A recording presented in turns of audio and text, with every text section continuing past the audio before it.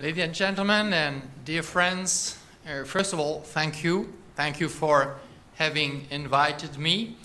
Not really that I am looking for more speeches and for more work today.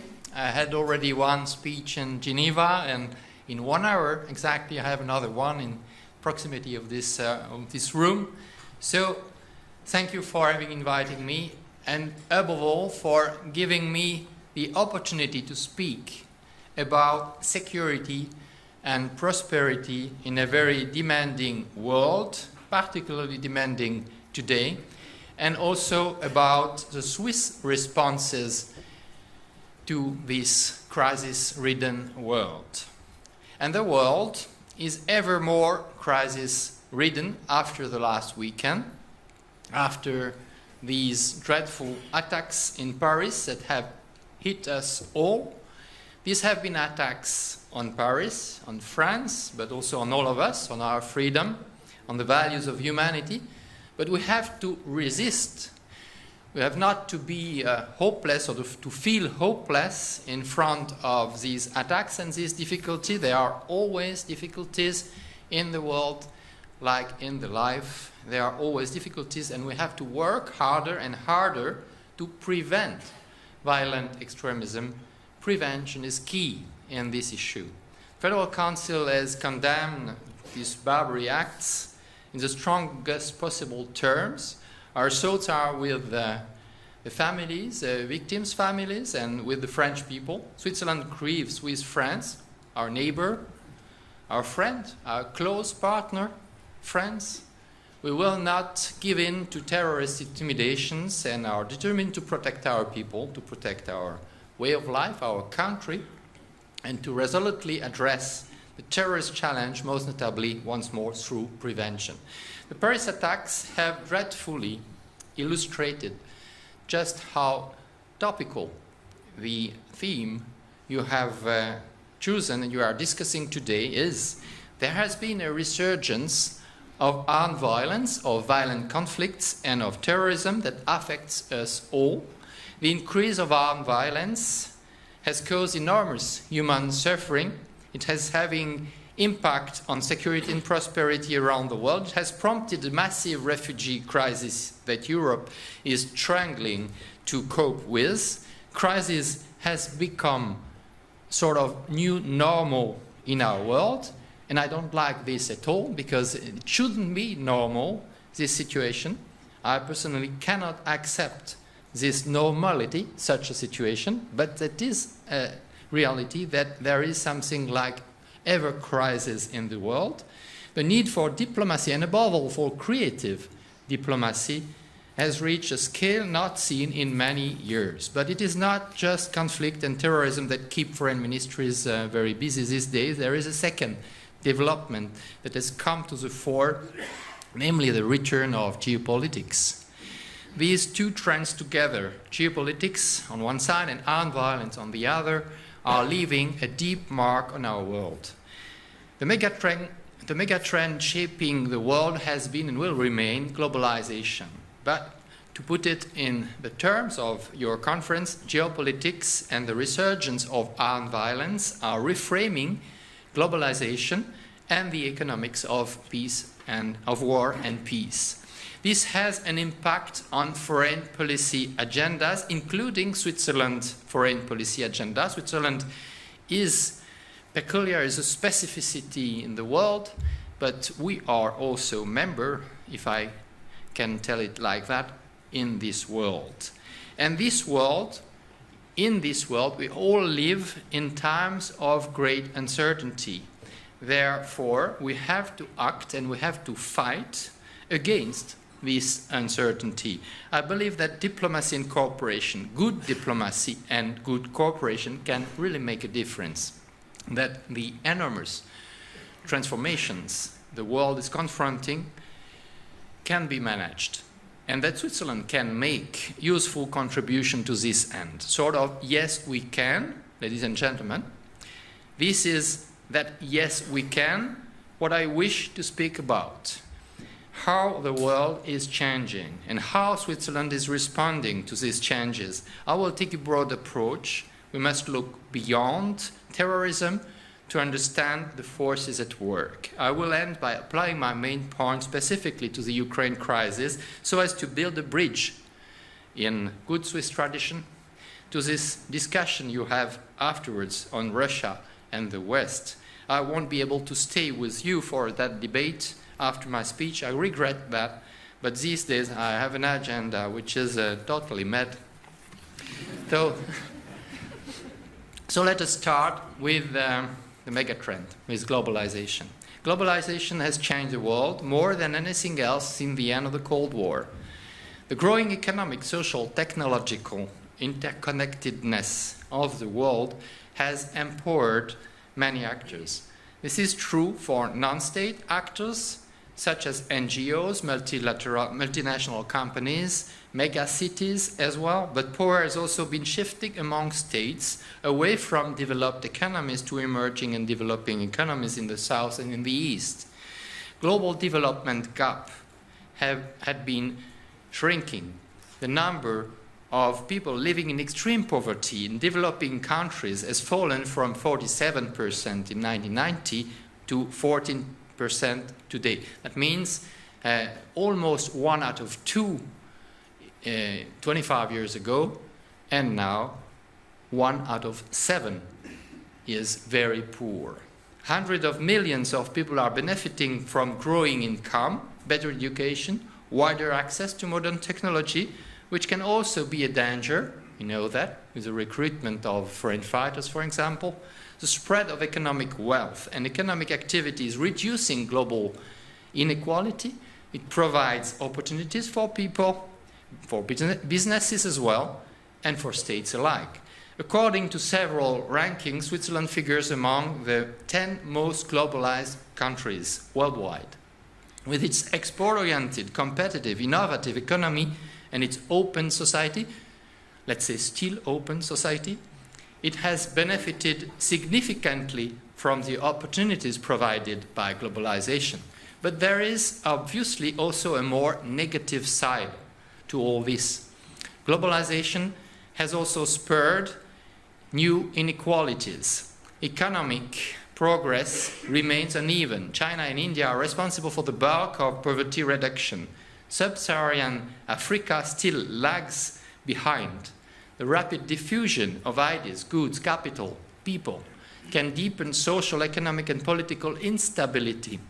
In Switzerland, as in other countries, many people are worried about immigration, about growing job competition. Identity issues have become a major political topic.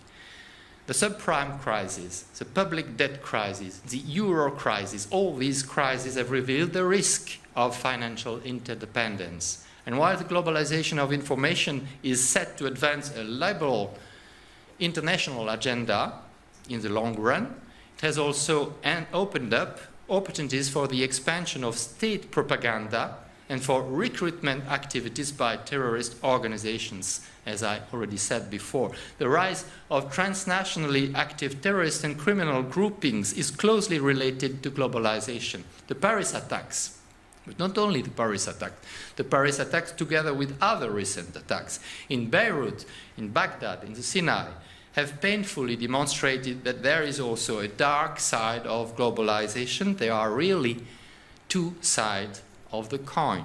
The bottom line is that globalization can be a positive force and provide major opportunities for humankind, but it must be shaped in ways that maximize the opportunities and minimize the drawbacks.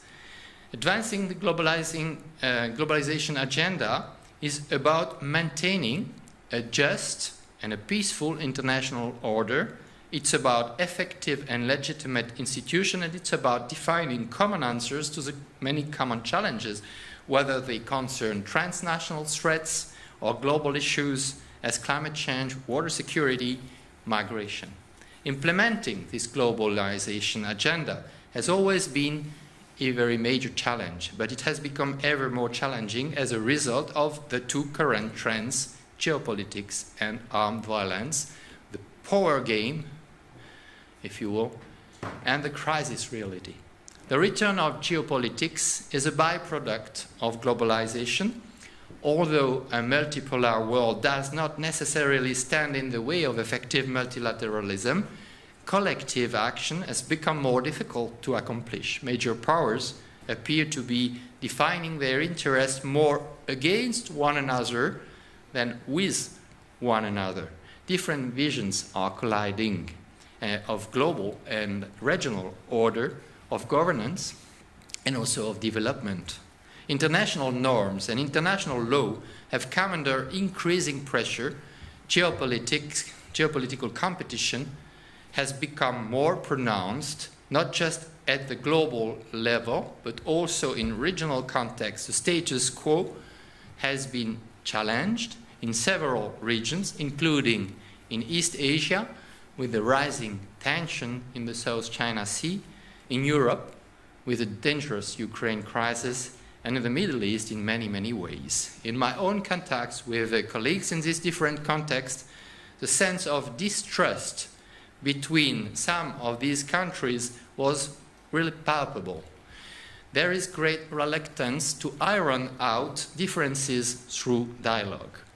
The OSCE, the Organization of Security and Cooperation in Europe, is, for instance, based on the fact that cooperation can create trust. Not at the beginning. Cooperation at the beginning can create trust at the end. In Asia and the Middle East, the culture is another. First, you need to have trust if you want to progress in cooperation. Overall, the multilateral system is no doubt under growing strain. It is also true, however, that the system has turned out to be fairly resilient and is still supported by many. Economic instruments, whether trading arrangement or sanctions as well, may be increasingly used for geopolitical purposes. Rules may come under increasing challenge from those who did not make them.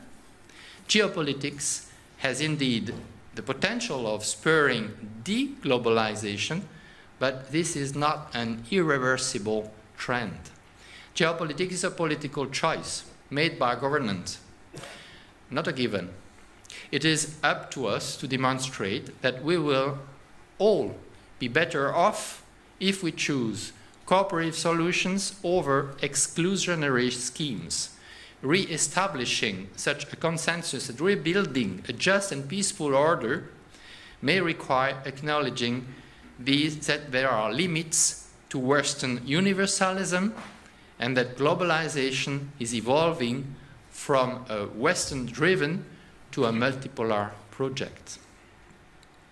After geopolitics, the resurgence of armed violence is a second impediment to advancing development and reaping the benefits of globalization. Although peace researchers remind us regularly that statistically the number of violent conflicts is declining in the long-term trend, we must note two current phenomena. First, a stark increase in the number of victims. 56,000 fatalities from violent conflicts in 2008. 180,000 fatalities in 2014. More than three times more. The Syrian war alone caused 70,000 fatalities last year.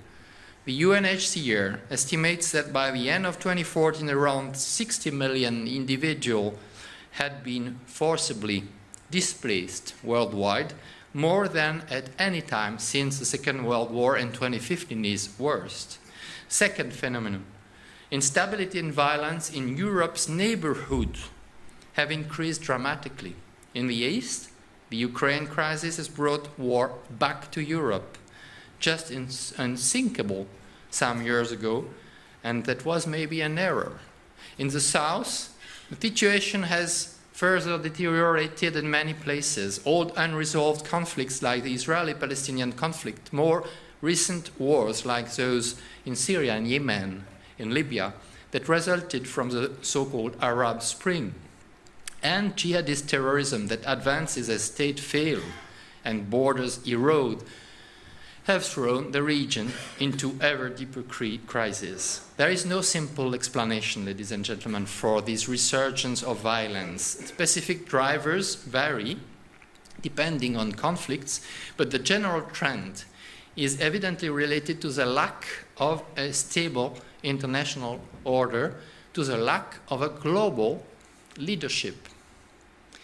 The effects of the resurgence of armed violence are immense. This is true above all for the conflict-affected regions where human security is declining, economic activities being stifled, and development gains are being undone. It's also true for Europe. On the one hand, there is the enormous flow of refugees who seek to escape from this violence. Developing an adequate response to this refugee crisis has become one of Europe's biggest challenges in recent decades. On the other hand, and we must keep this separate, which is politically quite difficult nowadays, there are the jihadist terrorist attacks. IS terrorism in Europe has taken on a new dimension with the Paris attacks. Insecurity in the Middle East and Europe are increasingly interlinked. The threat of terrorism is bound to persist on our continent for years to come, even if we do everything to diminish it. At that time, I'd like to sum up. 1, we are confronted with the resurgence of violence and a multitude of crises. 2, there is unlikely to change anytime soon. 3, few of these crises will be confined by borders. 4, with crisis as a new normal, unfortunately, international diplomacy is forced to work in a quasi-permanent crisis management mode. 5, geopolitics makes the task all the harder, rendering the UN Security Council unable to adequately deal with this crisis, with a series of crises, like Syria, Ukraine, for instance.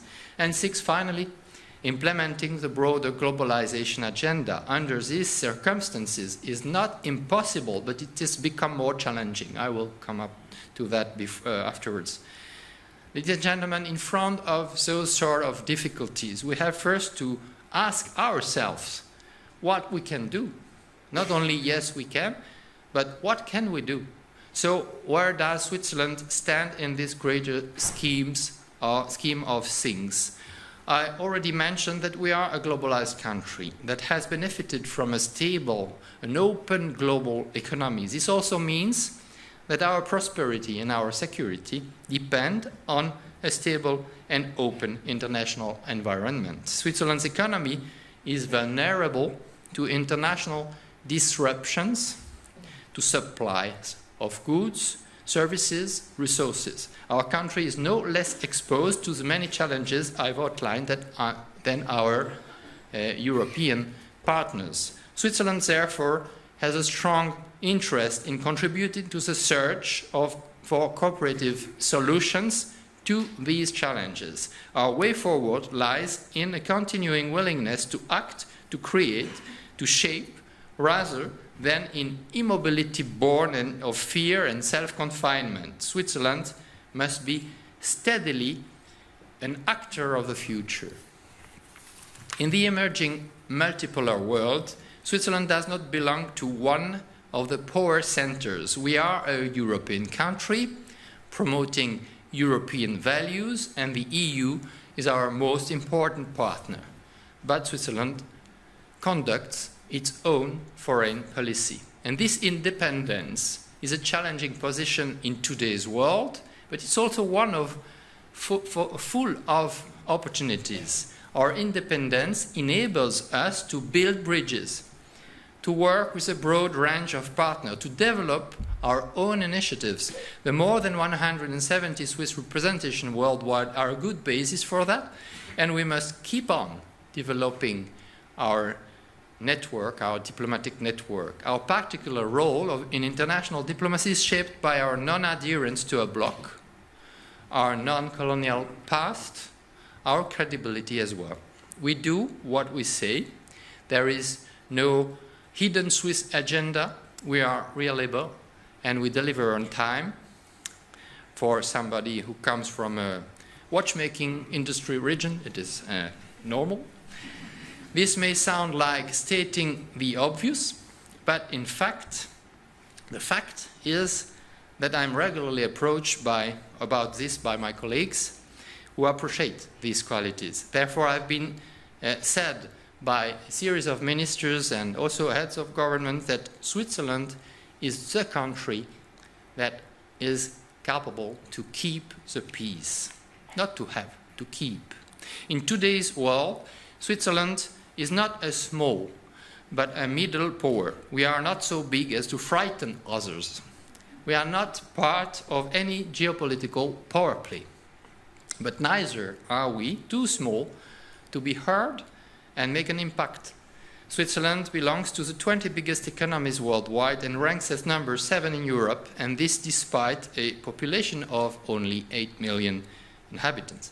Switzerland is the 15th biggest contributor to the UN regular budget, and we are leaders in innovation, not just technology and business, but also in our foreign policy. Swiss foreign policy mirrors characteristic of our domestic political culture. This is its inner strength. We promote dialogue. We promote a culture of compromise. We stand for inclusive solution for power sharing arrangement. It's so important, power sharing arrangement for human rights and for humanitarian principles, for taming the powerful through law.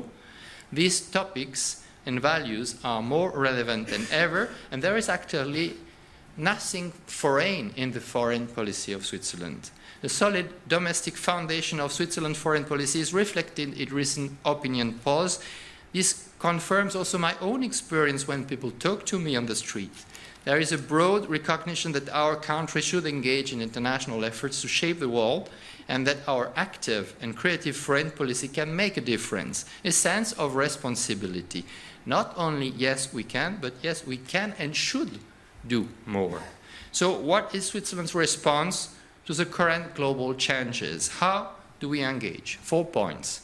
We are addressing the refugee crisis. We must address the refugee crisis. We are enhancing our efforts to resolve conflict, fight terrorism, and promote peace and security. We must do that also. We factor the need for peace into our development agenda. And for all the preoccupation with crisis management, we preserve long-term. We preserve also space, capacity to advance implementation of the globalization agenda. First, refugee crisis. It has taken on dimensions unimaginable just a month ago. This has become another major crisis that must be urgently dealt with on top of everything else. The challenge is both political and moral.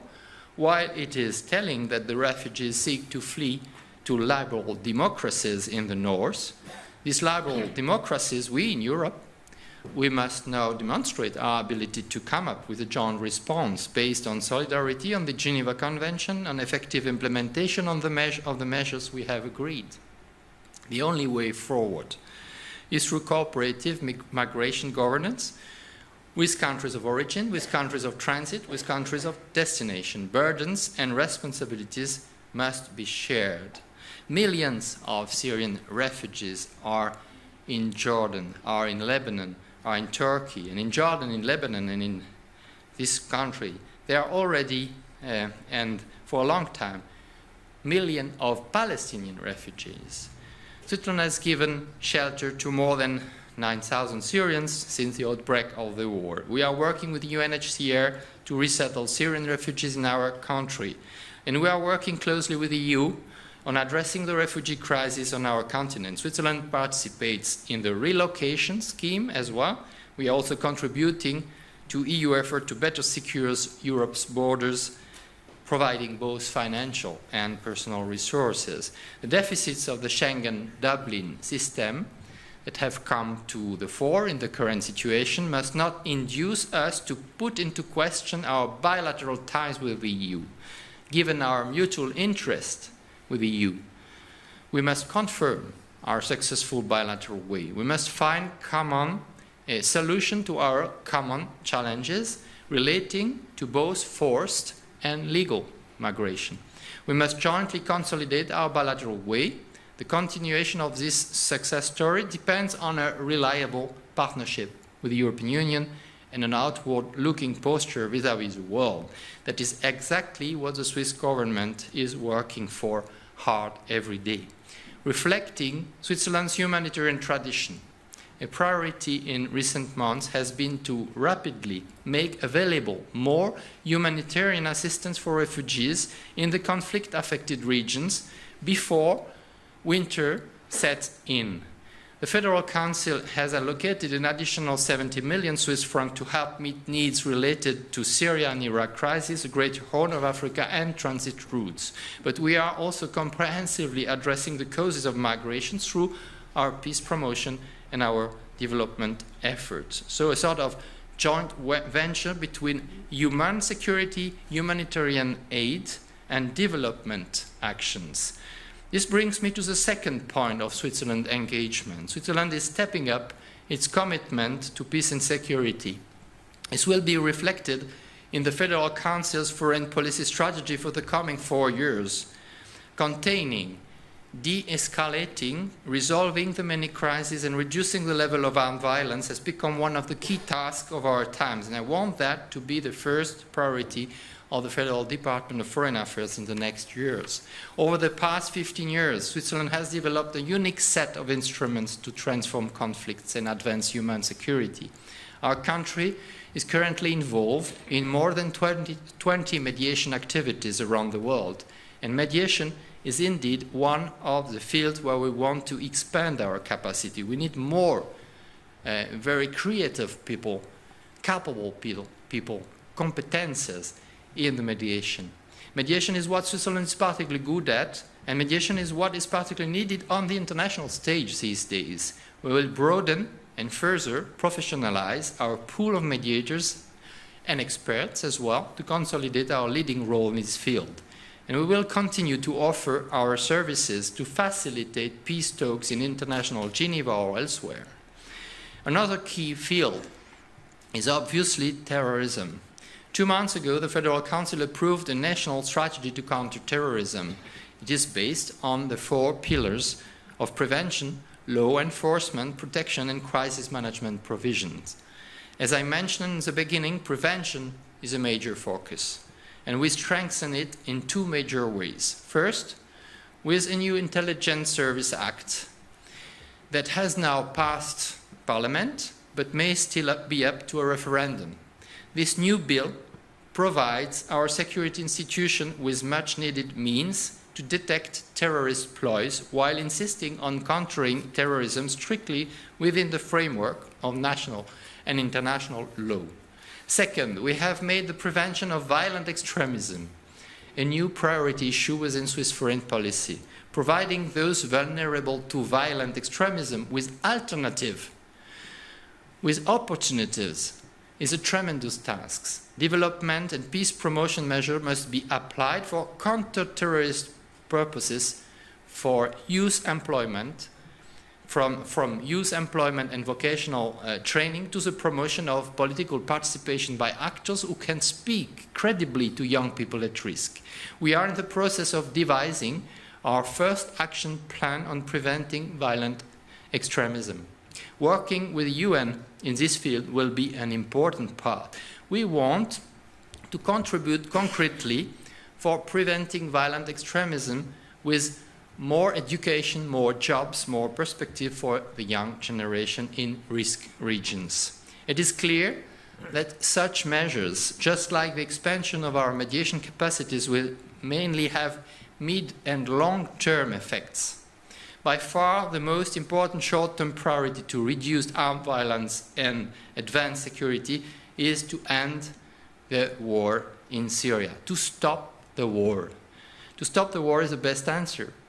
This would give Syrians a chance to rebuild the country and the displaced perspectives returning to their homeland, and they would like to return to their homeland, as I saw and discussed with a lot of refugees in Jordan 2 or 3 weeks ago.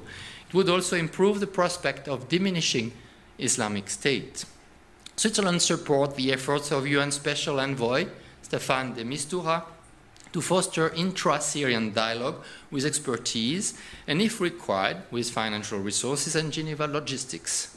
While any political transition must be Syrian-led and Syrian-owned, it is important that the regional and international powers create an enabling environment. In this regard, it is encouraging that the US and Russia, despite all their differences, have now established a Syria support group with Saudi Arabia and with Iran, sitting at the same table for the first time in the last 4.5 years.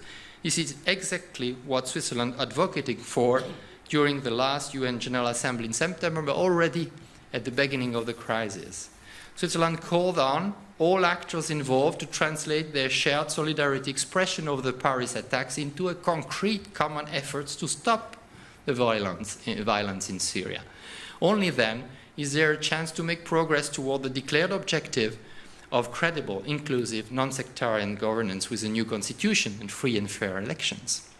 Our third field of Swiss response to the current global changes concerns the ever more obvious nexus between armed violence and development. There can be no development without peace and no peace without development. Exactly that has been acknowledged by the new multilateral framework for international cooperation, the Agenda 2030, which features peaceful and inclusive societies as one of 17 sustainable development goals. Taking account of this nexus will be a guiding principle of Switzerland's own new strategy for international cooperation. What does it mean concretely? This means that the Federal Council will, for the first time, submit to Parliament a joint report about its development and human security strategies for the coming years. That will be done at the beginning of next year. It also means that within the framework of our development strategy, Switzerland's engagement to reduce poverty and exclusion in fragile and conflict contexts is more important than ever. It is also dangerous, very dangerous, but absolutely necessary. Switzerland was among the first donor countries to address the negative consequences of armed violence and state fragility for development. Today, almost half of the poor people worldwide live in fragile contexts, that is, in states that are unable to or unwilling to perform basic functions in the areas of security, the rule of law, and basic social services. According to OECD estimate, this figure could rise to 2/3 of all poor people in the next 15 years. This is nothing else than a time bomb. In other words, if we want to further reduce poverty, advance sustainable development, and prevent violent extremism, we must transform fragile states into peaceful, inclusive, and stable states. Sounds very easy. Is not. This in turn requires complementing traditional development activities with peace and state-building measures. Today, already half of Switzerland's development partners are fragile states. Addressing the causes of their fragility, increasing their crisis resistance, and improving their human rights situation will be an ever more important objective in the years ahead. It will be more and more our daily business. This brings me to the fourth and final point of Switzerland's response to the current development. While our country can and must contribute to managing the many current crises, advancing the globalization agenda and the more structural issues of foreign policy must remain a Swiss priority. We must not forget that target. I should say plural, these targets. I'm thinking of our contributions to the debate on reforming the United Nations and of our ideas to strengthen the OSCE's capacity to act, of our efforts to promote cooperative security in East Asia and the Middle East, of our engagement for non-proliferation and disarmament, of our joint initiative with the ICRC to strengthen compliance with international humanitarian law, of our active and prominent role in shaping normative processes like the 2030 Agenda and the Sendai Framework for Disaster Risk Reduction, or of our global program to address cross-border themes such as climate change, food security, migration, water. International Geneva provides us with a huge assets to make our voice heard in debates on such issues. For instance, we just launched this morning in Geneva a new international high-level panel on water and peace.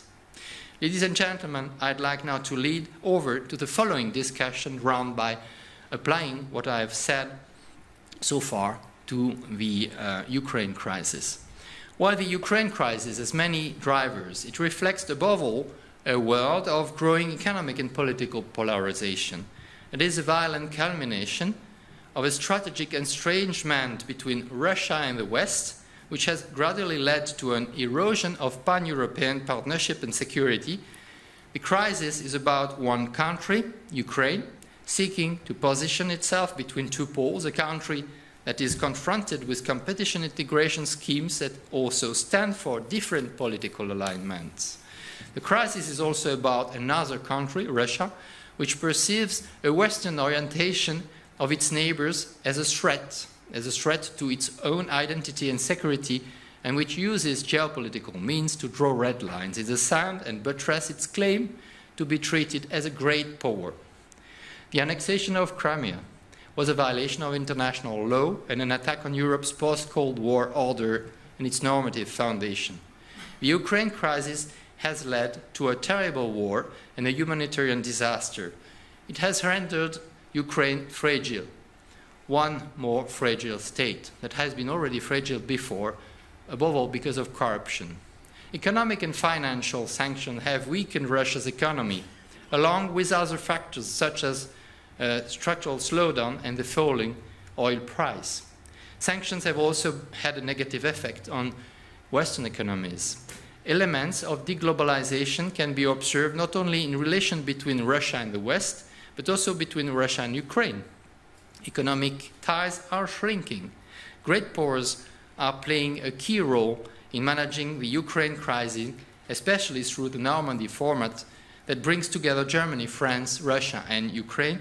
But Switzerland has, through a variety of measures, made useful contribution to de-escalating the crisis and paving the way for a political solution.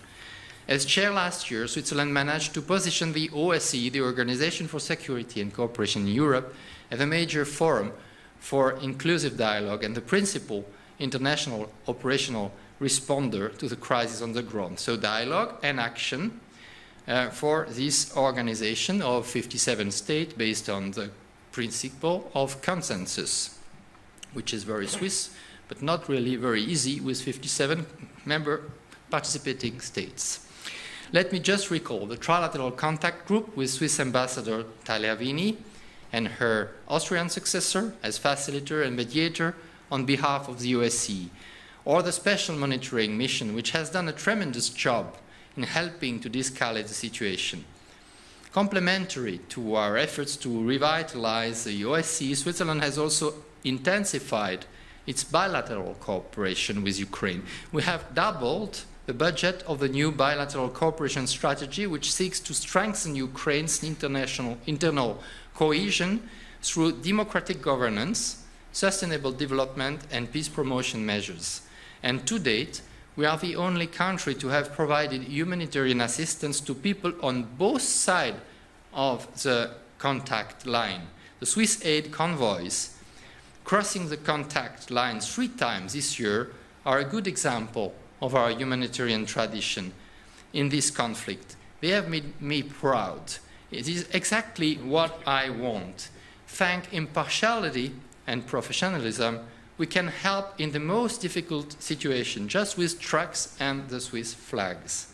But in this crisis too, Switzerland works not only to help end the violent conflict, stabilize the country and mitigate the symptoms of the crisis. We also pay much attention to addressing the broader, the structural issues. Our aim here is to identify ways forward to a common future, the most strategic issues.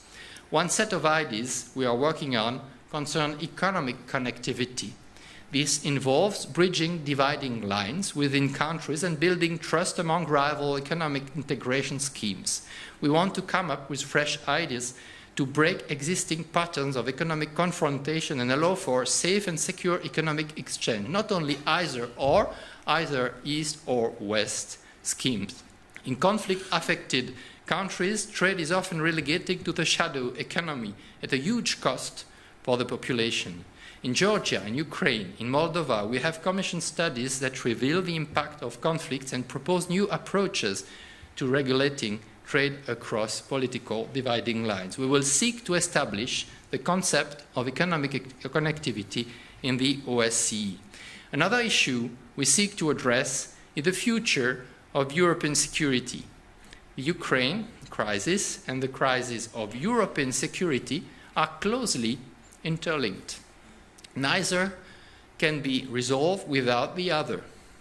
This is why Switzerland, together with our Troika partners, Serbia and Germany, launched a panel of eminent persons on European security as a common project. This panel has already made useful recommendations on how to strengthen the OSCE. It was the first report, above all an operational one. Its upcoming final report should spur broad debate in the OSCE on how to re-establish cooperative security in Europe based on partnership at a political and a strategic level. Incidentally, 3 members of this panel are with us, with you today. Ambassador Ischinger, who is skillfully chairing the panel, was this morning, I think, in your audience. We have been very lucky to count on him. There is also Professor Karaganov of Russia and the former president of Latvia, Veera Vike-Freiberga, who will both participate in the discussion round that follows. I know a little them, and in this discussion round, I personally won't be able to attend. You will likely see for yourself that finding a common way forward in overcoming the European crisis is a major challenge. We are in for the long haul. The same holds true for the Ukraine crisis. Although the security situation has improved in the conflict zone in recent weeks, the situation remains fragile. We are still a long way from implementing the Minsk arrangement because we have not solved the strategic issues. Ladies and gentlemen, in our multipolar world, efforts to resolve conflict, efforts to fight terrorism, efforts to find effective responses to our common challenges have shown the need for patience, for perseverance. The challenges are huge, the crises are numerous, but as I said at the beginning, I firmly believe that creative diplomacy can make a positive difference. We must all stay engaged and we must all be willing to take responsibility. Switzerland is willing to play its part. We remain committed to promoting dialogue, cooperative solutions, to building bridges for resolving conflicts, to preventing violent extremism, and to shaping globalization in ways that advance global prosperity and security. This is all about ensuring a life in dignity for our generation, but even more for generation that follows us, for our children. Thank you very much. Have a very good evening.